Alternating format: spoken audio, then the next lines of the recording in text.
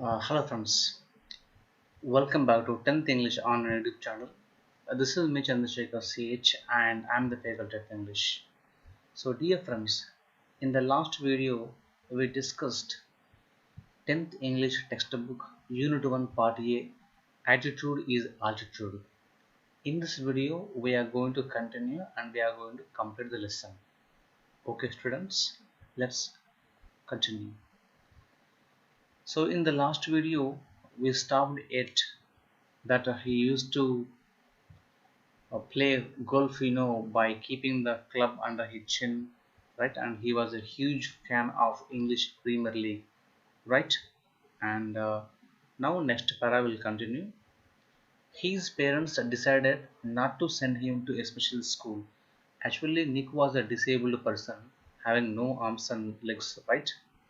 So generally, the parents think to send such people to special schools like him, but his parents never thought to send him to a special school. Why? Because a decision he said was very hard for him, but which may have been the best decision they could have made for him. Later on, he came to know that the decision of his parents was wonderful actually, because that decision made him independent. They didn't treat him as he was a disabled person. They thought he should be, grown independently, right? That's why they took a very hard decision. Next, when Nick was born, his father was so shocked that he left the hospital room to vomit. When Nick was born in the hospital, his father went to see him, but seeing the boy without arms and legs, he was shocked and he went outside to get vomit. He was unable to see the sight of the boy because he looked so small, very, very tiny in the box, right? And so his distraught mother couldn't bring herself to hold him until he was 4 months old. Distraught mother. Distraught means very careful mother. So Nick's mother was very careful. She took a lot of care for this boy. Okay, she couldn't believe that. She couldn't take the baby into her hands or palms, her lap for 4 months time. All the 4 months of time, he was taken care by the nurse in the hospital only.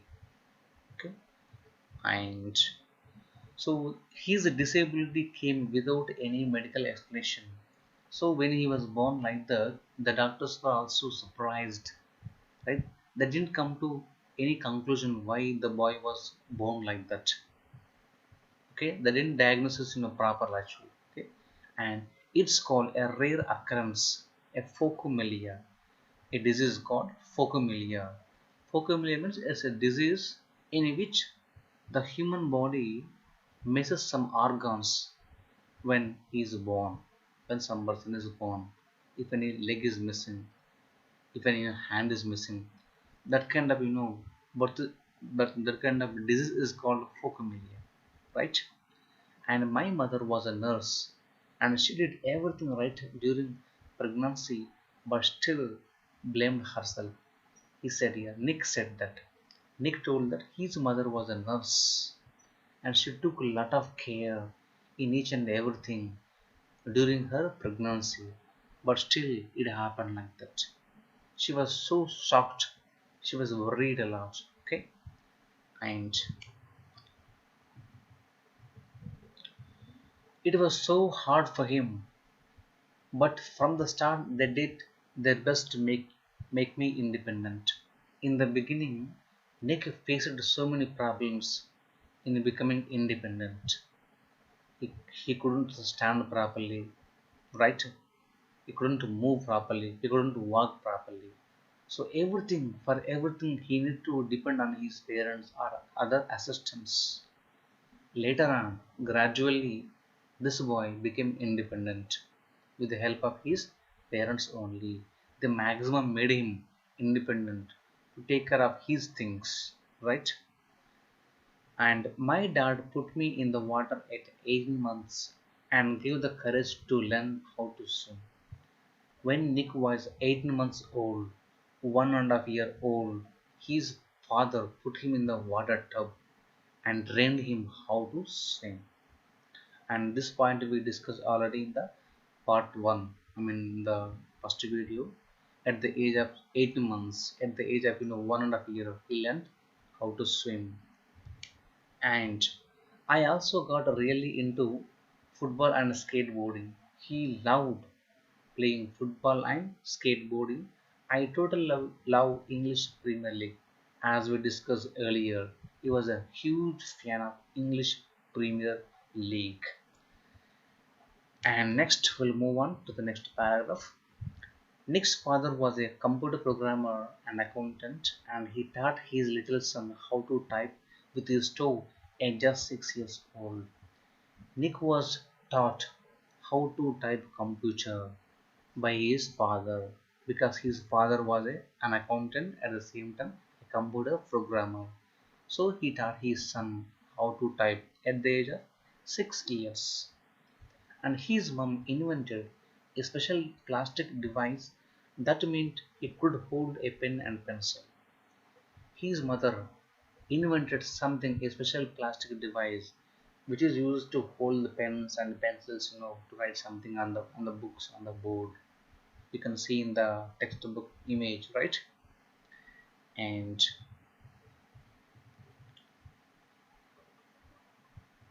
despite of despite the risk of bullying, his parents insisted Nick attended mainstream school. Though he was joined in the mainstream school, the school like other schools, where all the people are healthy, having all the parts, having all the organs properly, right? So whenever the boy went to such an ordinary school, he was bullied, he was humiliated, he was teased by his friends by saying, "See how the boy he is," like that. But still, his parents forced him to go to an ordinary school only because they have their intention in making the boy courageous, brave, right, and independent, moreover independent. And it was the best decision they could have made for me. So later on, Nick came to know, Nick understood that that was the best decision why his parents put him in the mainstream school because to make him independent, not to worry for having no arms and legs. He has to depend on himself. He has to believe in himself, right? So he has to learn all these things from that school only. That's why they insisted him to study in the same mainstream school only, right? And he achieved a degree in financial planning and real estate. The same way, after completing his school education, in his graduation, he finished with financial planning and real estate, right? And it was very hard, but it gave me independence. Of course, completing this graduation, up to graduation in the schools and the colleges, it was so hard for him to bear all the teasing, right, and humiliation, bullying from his friends. It was so hard, but that all made him independent. Okay, and so Nick, who was teased and bullied, he had an electronic wheelchair for his mobility and a team of carers to help him. This boy, who was teased and bullied by his friends, he used to have an electric wheelchair. Do you know that Stephen Hawking, he was confined to electric wheelchair? In the same way, Nick was confined to electronic or electric wheelchair for his mobility. Mobility means moving from here and there, to and fro, right? And a team of carers to help him, to put him in the chair, to put him out of the chair. So he was assisted by two people, right? And so I was deeply depressed when I was 8 years old, he said. I went to my mom crying and told her I wanted to kill myself. So Nick said that he was deeply depressed when he was 8 years old. When he was in the school, his friends used to tease him a lot, bully him a lot. So unable to bear the teasing, one day he went to his mother and said that he wanted to kill himself. How horrible the situation is. Dear friends, do you do this kind of things in the schools and colleges? No, we should not. Hurting a person's emotions is very, very bad. Yes or no? Right. And we should learn some ethics right in the schools. Yes or no? That's great. So I felt cold and bitter. He was completely disappointed by the teasing, blame from his friends. I hated God for doing like this to me and was terrified of what would happen when my parents were not there to look after me. He scolded God. He hated God for giving him a birth like that. And he also thought and realized if his parents were not there, how was his life to imagine? It was very bad. It was very horrible, terrible to imagine the life without his parents. So he understood the value of his parents there because they took lot of care right from his birth to making him an independent boy. How he became independent example C. I could brush my own teeth with a wall-mounted brush and wash my own hair with a pump action soap, but there was so much that was impossible for me. Nick is saying that he could brush his own teeth with a wall-mounted brush. A brush was mounted to the wall, and he used to, move his teeth here and there like this, and thus, he used to finish his brushing. And there's a pump action soap arranged in the bathroom, and he used to move, front and back, side to side like this to apply the soap on his body, right? And still, though he did manage, all these things, there were so many other things he couldn't do like us. And at the age of 10, Nick tried to drown himself in the bath, but luckily the attempt was unsuccessful. Just now we learnt at the age of 8 years, he went to his mom and said that he wanted to kill himself. But later on, at the age of 10, he already tried, he attempted suicide. He drowned in the water tub and tried to kill himself. But the attempt was unsuccessful. Luckily, it was his fortune. Yes or no? Children, don't try like this, okay? I felt there is no purpose when you lack purpose and strength. It is hard to hold on. So actually, this sentence is very very important, my dear friends. You have to understand this. I felt there is no purpose when you lack purpose. So everyone in the world has a purpose, right? So when you lack a purpose, when you have no purpose in this world, so there is no use to live on this planet actually, to live in this world. Yes or no? When you lost a purpose, there is no purpose of your life. We should have a purpose to our life. We have to understand, we have to realize. Okay? But with the help of his religion, friends, and family, Nick managed to pull through to become an international symbol of triumph over adversity. He became an icon, a symbol, international icon of triumph, victory, achievement, successful over the adversity, difficult situation. Having so many difficult situations, adversities in his life from his birth to till his age, he faced many hurdles. It was all happened because of his religion. He belongs to pure Orthodox family, Christian family, and because of his friends and because of his family members only, he managed to come across all these hurdles and all the problems in his life, right? And next, so when I was 13, I read a newspaper article about a disabled man who had managed to achieve great things and help others. When the boy was 13 years old, he read in the newspaper article about a man who was disabled like him. He was disabled, but he was able to manage all the things, and he achieved many great things, and he used to help others. That thing inspired him a lot. right? An article in which he read about a disabled person who achieved many great things. At the same time, he helped others. That thing inspired him a lot. Then he came to know that his life also has a purpose, right? I realized why God had made us like this. Then he understood the purpose of his birth, why God had made him like that. Why?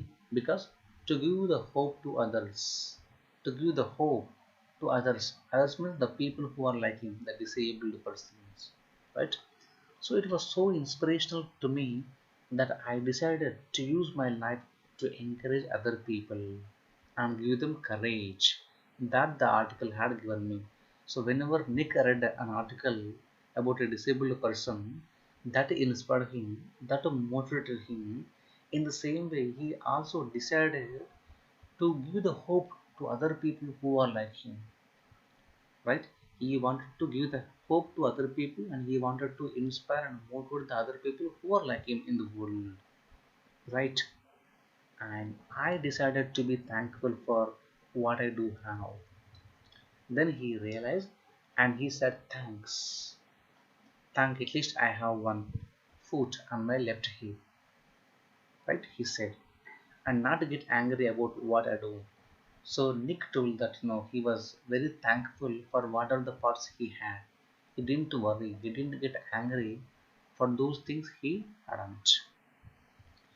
I looked at myself in the mirror and said, you know, you know what? The world is right that I have no arms and legs, but they will never take away the beauty of my eyes. Whenever he looked into the mirror, he said, whatever the world said about me, that I have no arms and no legs, that was right, but they will never take the beauty of my eyes. So that was calling the courage. It's called it's called believing in himself. It's called the hope for the future, right? That's what we want to that we have to learn from him. Okay, and he said that I wanted to concentrate on something good that I had. So whatever he had, that he wanted to concentrate on that part of. So he will look more beautiful and more handsome, more attractive. Fine like that. So the challenges in our lives are there to strengthen our convictions. The problems will come in our life, right? So they will strengthen us. They will strengthen our beliefs. Our convictions means what? Beliefs. Okay, everybody has his own belief. Whenever the problem comes, we believe in God. We pray to God. When the problem is solved, of course, we stick to that one, right? So they make us strong. They strengthen us, our beliefs, right? So we have to thank for all the challenges or the problems because when they come, then only we will do something and we will grow in our life. Where there are no challenges, there is no development in our life. Yes or no, friends? Of course, yes, it is. So there are not they are not there to run us over. The problems are not there to run us over. They should not run us over. Okay, now so we have to face them. They should not. We should not allow them to face us. We shouldn't allow the problems to face. But we have to face them. Yes or no? Right. And in 1990, Nick won the Australian Young Citizen of the Year award for his bravery and perseverance. So by living the life like this, he got the award Australian Young Citizen of the Year for 1990 for his bravery and perseverance. Perseverance means what? Pattudala. Okay, right. So when kids run up to me and ask what happened, I just lean over and whisper, cigarettes. He smiled, okay, and he laughed. Whenever the people in the schools and colleges they go to him and they ask what happened, just they say in a low tone, just cigarettes, like that. And once I was in a car and a girl at a traffic lights was giving me the eye. This is a very funny scene actually. One day when he was traveling in a car at a traffic signal, his car was stopped and he was looking outside. So on the other side there is another car. There is one girl who is looking at him, and she could only see my head. So I decided to do a 360 in the car seat to freak her out. So seeing the girl, he thought to give her a jalak, right? Because no, she could see only his face in the car mirror, right? So he wanted to give her one jalak, right? Okay, and then he did 360 degrees spin, the move, the rotation like this. It means what? Turning topsy turvy. Head comes down and the legs comes up. Okay, like that. And her face was like, whoa, what's going on? So when she saw him, oh my god, what's going on? No, she felt like that. And she sped off really quickly. On the spot, she ran away like anything else. Seeing the boy, right? And Nick began traveling the world, and in 2008 he went to Hawaii and met surfing master Bethany Hamilton, who had her arm bitten off by a shark when he was 12. So in the year 2008, he went to Hawaii and met the surfing master Bethany Hamilton, and who lost his arm by a shark when he was surfing at the age of 12 months, sorry, 12 years. Okay, and she was amazing. She was amazing, said Nick. Who? Bethany Hamilton was amazing. She was a surfing master. So she taught him how to surf, and I was terrified at first. So whenever he was on the water before going to surf, he was terrified. But it was she who consoled him, who gave him courage that he could do that. Okay. But once I got up there, it felt absolutely fantastic, and I caught some waves pretty well when he was surfing. He really loved that. Okay. And Nick quickly learned how to do 360-degree spins on his board when he was surfing on the board, and there he learned how to do 360-degree spins. Okay, and a fear that got him on the cover of the Surfer magazine within 48 hours. When he did that that feat, turning topsy-turvy, that pic was printed in the magazine within 48 hours. No one has ever done that in the history of surfing. In the surfing, nobody had done that feat. Even the man who had arms and legs. So that's the great thing that Nick did. And but I have a very low center of gravity, so I have got pretty good balance. How Nick could do that? Because he has a low center of gravity, less gravitational force he had. That's why he was able to do that feat. So that's why he was able to balance himself in doing that spin. And he has visited different countries all over the world.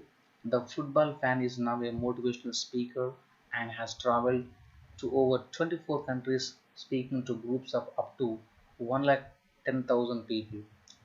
So after finishing his graduation, he kept on visiting all the countries and all the colleges and meeting all the people like him, and he was, encouraging them and inspiring them with his speeches. That a football fan now became a motivational speaker, and he traveled almost 24 countries. By this time, many more countries were added in his list, and he almost spoke to some lakhs of people, some millions of people he spoke, and he inspired and he motivated, right? And he moved to Los Angeles 2 years ago and plans to continue to travel the world. This year, he will visit South America and Middle East. So he moved from Melbourne to Los Angeles, from Australia to America, and then he wanted to continue traveling the world and giving the speeches to all the people who are disabled. So if I fail, I try again and again and again. If you fail, are you going to try again?